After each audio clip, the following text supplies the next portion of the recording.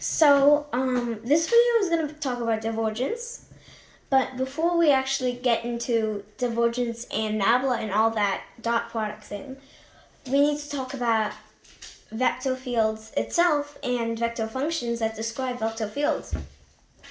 So imagine we have a pool. The pool is oval shaped and it has water in it. And all pools, of course, have a drain at the bottom that keeps it from overflowing. So it's like somewhere down here, that's the drain. And then the water flowing into the drain represented in arrows would be like maybe down here. Like it would be going down there. And I'll put this on a 2D plane that has an X and Y axis, and this was the drain right here, the arrows would be looking like this, kind of. Here's the water, the arrow is the water. And the arrows are longer at some points because if the arrows are longer, then that represents a higher magnitude in the arrows. And so the vortex equals drain is right there at 0, 0. And of course, you notice something about the vector field that it has those arrows pointing towards the drain or the vortex, which occurs naturally when there's a drain, of course. But this phenomenon has a name. It's called divergence, as in the title. Now, each vector field has something representing. Each vector field has a vector function, and a vector function describes a vector field kind of like a wave function defines a subatomic particle. And let's say a few examples of vector functions. They're usually represented as this or this. So a few examples of vector function would be f. That's a vector function. Is equal to 2x plus 3y and cosine of 2y. And again, these are not that's not a numerator and that's not a denominator. This is called an x component, and it's usually represented as f sub x. And this is called a y component, and it's usually represented as f sub y. And there's a certain value of divergence of a vector field at any given point. Or if you wanted to define the divergence of the whole vector field as a whole, you can just take it at 0, 0 at the vortex of the drain. And the formula for it would be partial f of x, fx, over partial x plus partial fy over partial y. And you represent divergence like nabla. And this is called the divergence operator, which I assume that you already know nabla. No, don't assume that. Explain it. I do?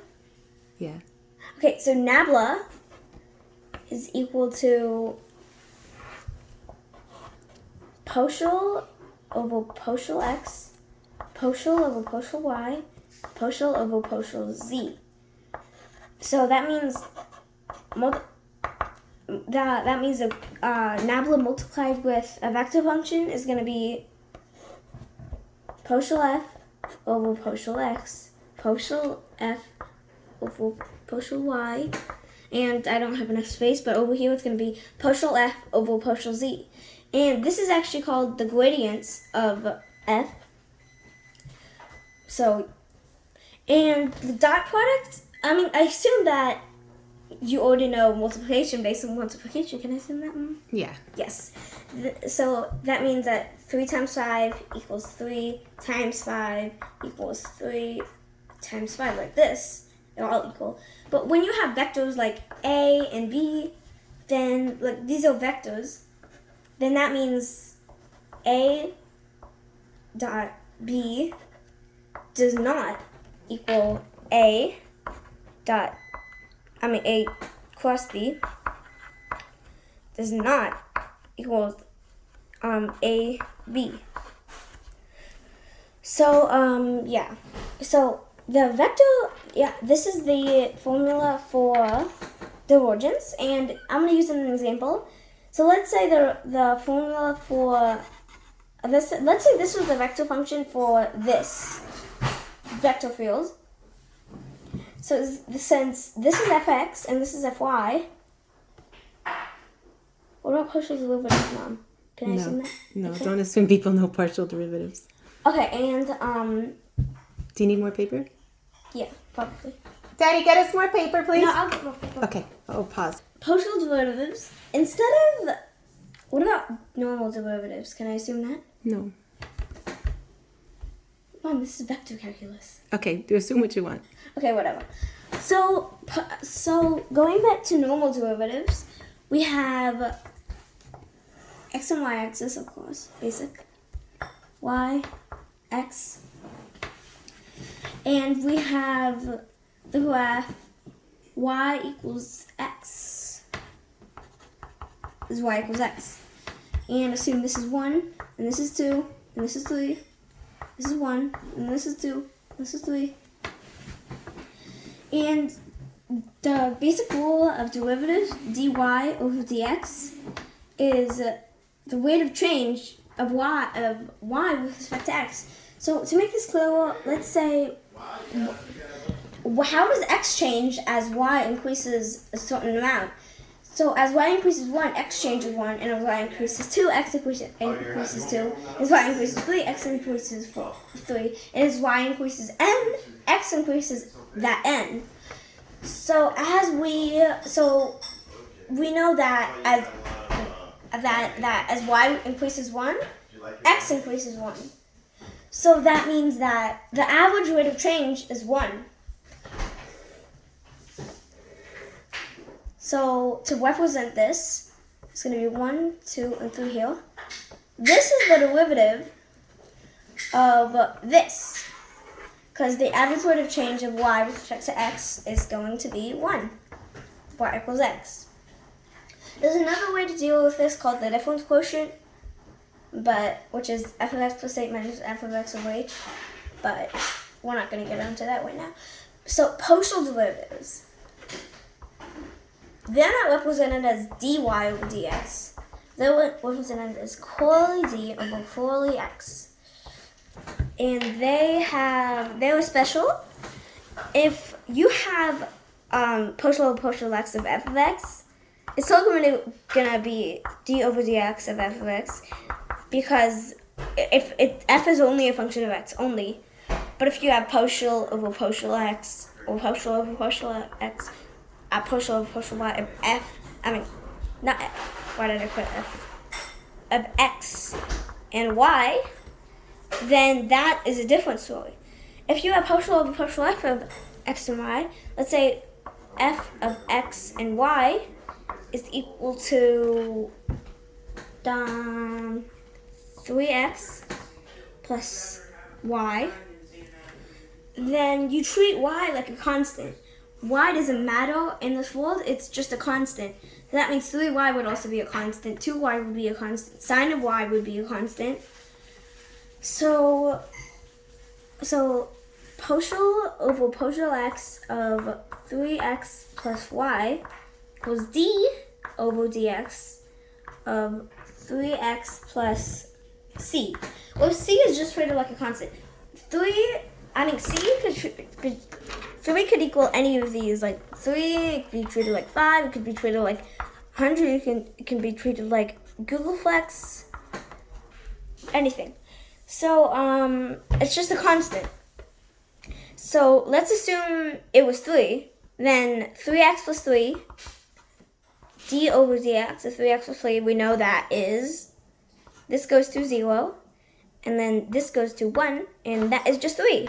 That means, so partial over partial x of f of xy is 3. And you'll find the average rate of change if you want to confirm what I just said here, that the derivative of 3x plus 3 is 3. And that's partial derivatives.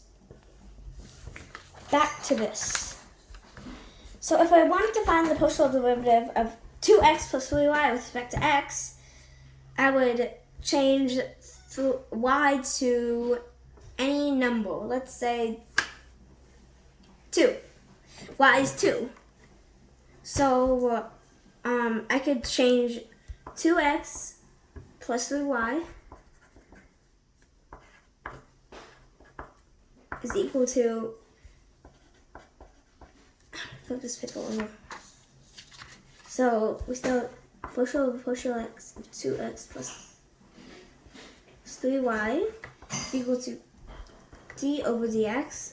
Again, I picked a number, any number, that was 2, which is 2x plus 3 times 2 is 6.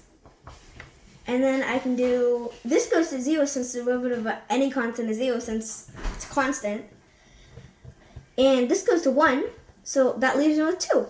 So I need to add 2 to partial fy over partial y. Now fy was, where was fy?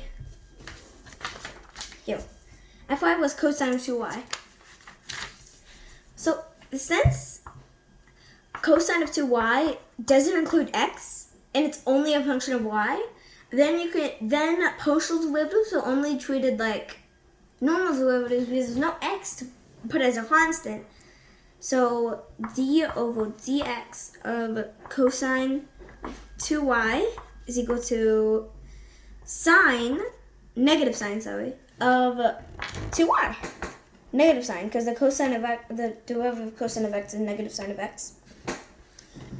So that means 2 plus negative sine of 2y is equal to 2 minus the 2 minus sine of 2y.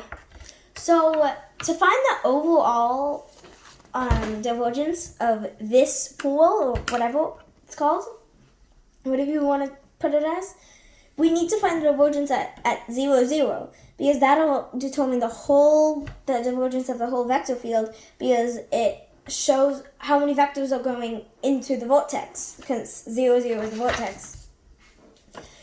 So you plug 0 for x and 0 for y in, and you only need to plug in 0 for y. So that's 2 minus sine of 2 times 0 equals 2 minus sine of 0. Sine of 0 is just 0. 2 minus 0, 2. So the overall divergence of this is just 2. Done? Yeah. Thanks, Louie.